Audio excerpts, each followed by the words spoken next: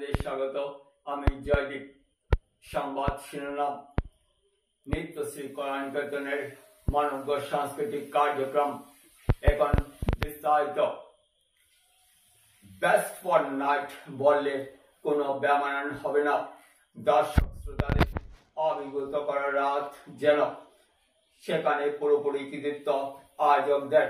করিমগঞ্জের সাংস্কৃতিক জগতে বিশেষ স্থান করে নেওয়া নৃত্যশ্রী কলানিকেতন রবিবার সন্ধ্যায় নজর কাড়া কার্যক্রম তুলে ধরে, যা দর্শক শ্রোতাদের হৃদয়ে অনেকদিন গেঁথে থাকবে। স্থানীয় বরাকবঙ্গের কার্যালয়ে আয়োজিত হয় সংগঠনের বিশেষ সন্ধ্যা। সাংস্কৃতিক অনুষ্ঠানের পাশাপাশি পুরস্কার বিতরণী কার্যক্রম। প্রত্যেক শিল্পীদের উপস্থাপনা সবার মন জয় করে নেয়।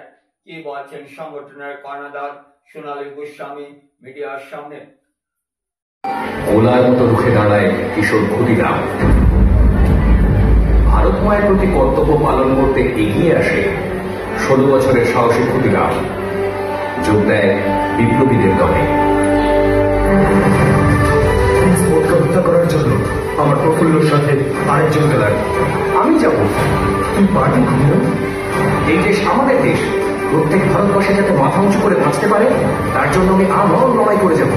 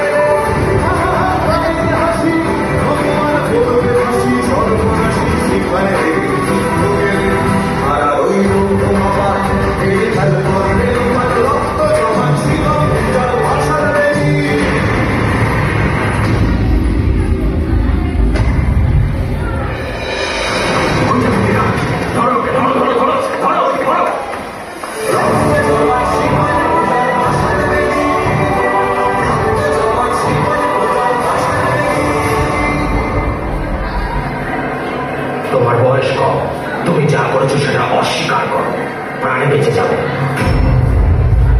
না, আমার বিরুদ্ধে যে অভিযোগ, আমি তা অস্বীকার করব না।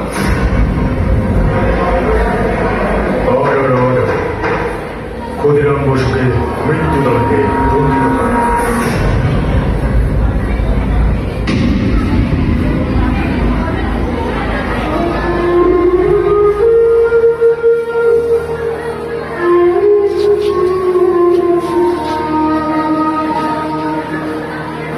খোকা, ওই খোকা, তুই কোথায় যাচ্ছিস বাবা?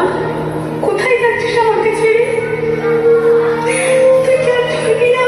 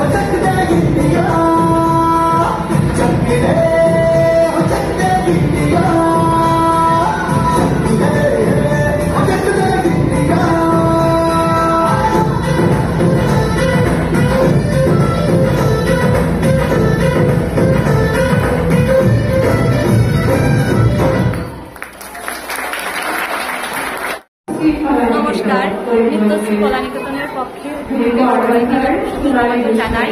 আজকের এই আমাদের সাংস্কৃতিক সন্ধ্যায় পুরো পরিমল শহরে আমি ওনাদেরকে অসংখ্য ধন্যবাদ। আমাদের চিন্তাধারা ছিল যে আমরা জায়গাটার জন্য যেভাবে আমাদেরকে পরিমস্ততা বরাক উপত্যকার জনসাধারণ সহায় সহযোগিতা করেছে, আমরা কৃতজ্ঞতা প্রকাশ করি। যে পুরস্কার যেটা আজকে পুরস্কার বিতরণ হয়ে যাবে না? হ্যাঁ, আমাদের অল্প কিছুক্ষণের মধ্যে প্রথমে আমাদের অঙ্কন প্রতিযোগিতার পুরস্কার বিতরণ হয়ে যাবে, তার কিছুক্ষণ পরেই আমাদের নৃত্য এবং সঙ্গীত প্রতিযোগিতার পুরস্কার আমরা লজ্জিত এই কারণে যে আমাদের এত সুন্দর চিন্তাধারা নিয়ে আমরা আছি, অথচ আমাদের প্রতিবেশী রাষ্ট্রের আজ এত দুর্দশা।